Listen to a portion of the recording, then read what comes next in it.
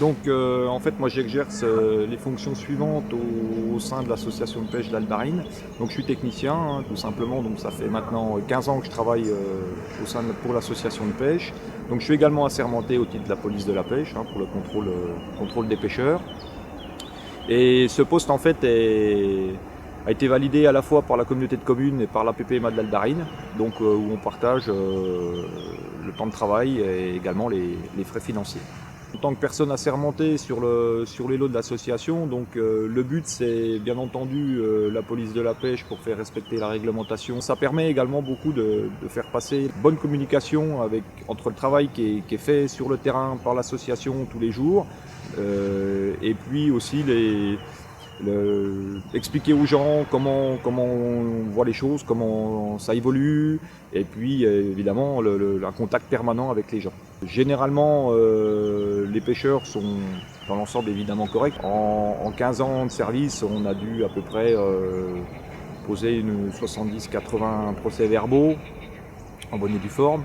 Les problèmes qu'on rencontre généralement, bon, c'est plus des problèmes souvent, hein, on s'aperçoit que les gens lisent très peu la réglementation, hein, vont à la pêche les mains dans les poches et lisent très peu la réglementation. Et les plus gros problèmes qu'on rencontre, je dirais, c'est surtout les problèmes de respect vis-à-vis soit des tailles légales de capture ou du non-respect des parcours nautiques.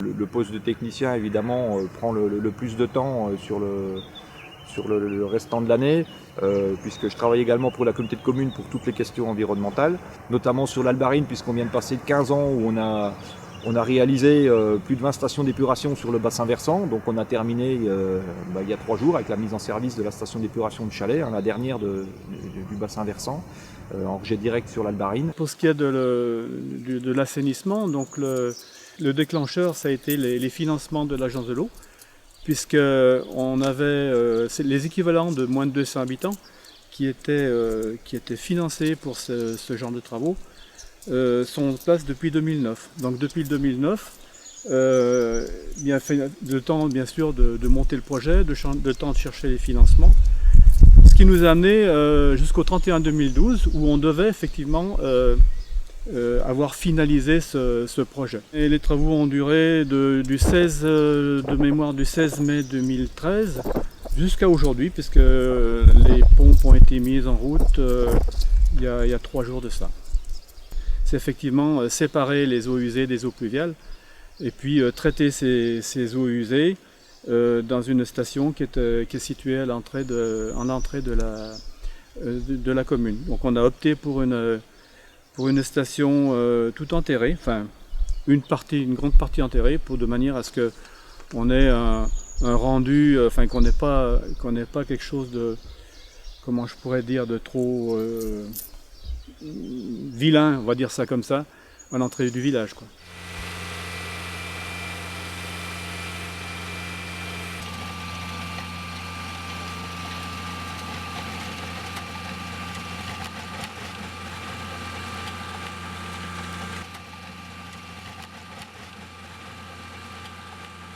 Le principe, c'est pratiquement le principe simplement d'une fosse septique. À l'échelle d'un village, puisque c'est un équivalent de 200 habitants.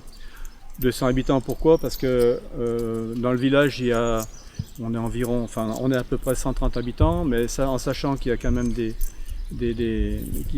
installations privées, donc qui ne sont pas raccordées, et puis en tenant compte bien sûr du camping. Le montant global en TTC est de plus d'1 million d'euros, ce qui fait quand même une belle somme, financé à hauteur de 80% par l'agence de l'eau, par le département et la région, et aussi par l'enveloppe parlementaire.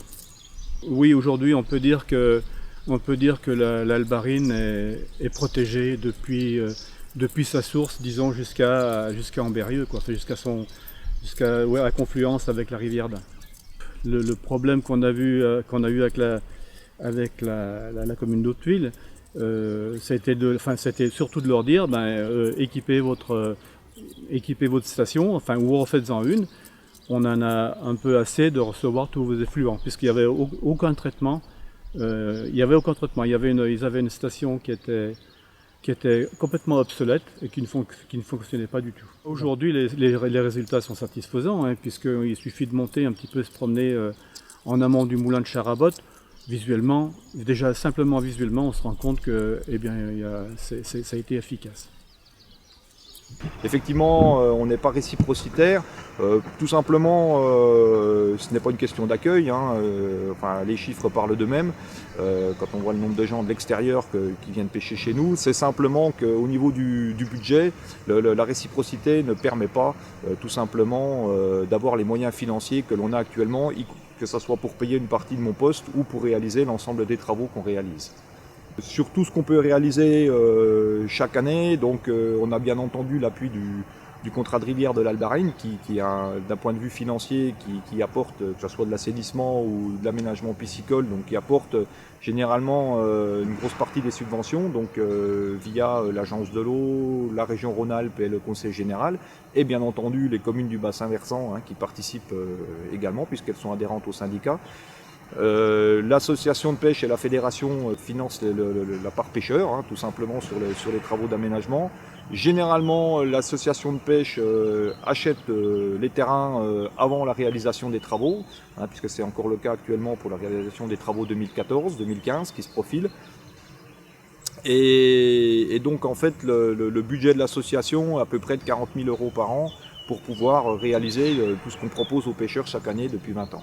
Les 40 000 €, donc c'est exactement la part pêcheur qui revient directement à l'association de pêche, sachant qu'on reverse plus de 80 000 € à la Fédération nationale et à la Fédération de pêche de l'Ain. Donc nous, on a un petit tiers, on va dire, sur tout ce qu'on peut vendre en carte de pêche. L'association de pêche s'est lancée depuis maintenant 20 ans dans la gestion patrimoniale, puisqu'on s'est aperçu que l'Albarine restait quand même encore à l'époque une rivière où il y avait du potentiel, qui avait bien été diminué entre autres par les recalibrages, par le manque évidemment à l'époque d'assainissement, puisqu'on était quand même un point noir, on avait quasiment le point le plus noir du département de l'Ain, qui était à l'époque la commune d'Hauteville. Cette gestion patrimoniale, elle est partie du principe qu'il y avait un potentiel et il fallait l'y améliorer.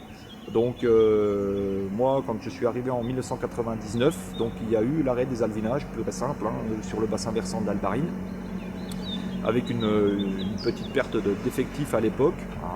Et là, on a basculé vraiment d'une gestion qui était vraiment basée sur de l'alvinage à une gestion patrimoniale, et en se donnant les moyens, bien entendu, financiers, humains, techniques, pour réaliser concrètement toutes les actions qu'on réalise depuis 15 ans.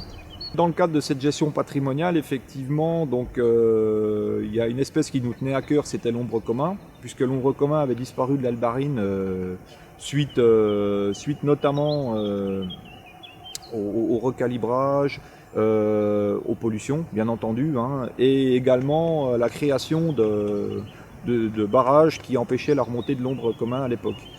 Donc on a réintroduit l'ombre. Grâce à la pisciculture de Chazébon. Et donc on a réintroduit l'ombre à partir de 1997-99 avec très peu de poissons en fin de compte, des ombres entre 10 et 15 cm. Et donc ce poisson tout simplement a repris sa place grâce à la création sur du long terme de passes à poissons pour la franchissabilité des ouvrages. Et puis des réductions des pollutions au fur et à mesure des années. Donc l'ombre a tout de suite repris sa dynamique. Les populations se sont tout de suite installées. Aujourd'hui, ça fait 10 ans, 15 ans que l'ombre est vraiment implantée, qu'il y a une très bonne reproduction. Et puis donc que ce poisson-là a toute sa place, avec des équilibres de population par rapport aux populations de truites, qui est tout à fait logique. C'est un plaisir de faire profiter de cette rivière à nos adhérents et nos pêcheurs touristiques. Et voilà, c'est une association qui gère 17 km de rivière, donc un linéaire relativement modeste, avec une fréquentation de plus de 2800 cartes, toutes cartes confondues, vendues par an, et c'est ce qui est exceptionnel. Après, le revers de la médaille, c'est que ces poissons sont de plus en plus méfiants. Beaucoup de pêcheurs pratiquent sur l'Albarine la pêche à la mouche, en no-kill. D'autres techniques aussi de jeunes pêcheurs, les techniques de leurre dur ou leurre souple, pratiquent aussi le no-kill. Donc on se retrouve avec une rivière très pêchée, très poissonneuse, mais avec des poissons très sélectifs. 92, le premier no-kill sur l'Albarine, c'était un des premiers de France. Donc nos pêcheurs sont quand même rodés. Ça fait 22 ans. Voilà, le but c'est de pas pénaliser les pêcheurs, donc c'est pour ça qu'on les déplace régulièrement. C'est-à-dire que ceux qui veulent se faire plaisir sur les no-kill, ils les pratiquent. Et puis au bout de 2 ou 3 ans, suivant la taille des poissons, pour éviter d'avoir des poissons trop vieux, on les fait tourner, on les déplace. Là, on se sert aussi de nos parcours no-kill sur les secteurs qu'on aménage. Donc pour refaire des densités de poissons plus rapidement, on met ces parcours qu'on vient de réaménager en no-kill pendant 2 ou 3 ans, et après on les ouvre pour les pêcheurs qui, eux, pratiquent pas le no-kill, et c'est tout à fait leur droit de garder quelques poissons et de se faire plaisir.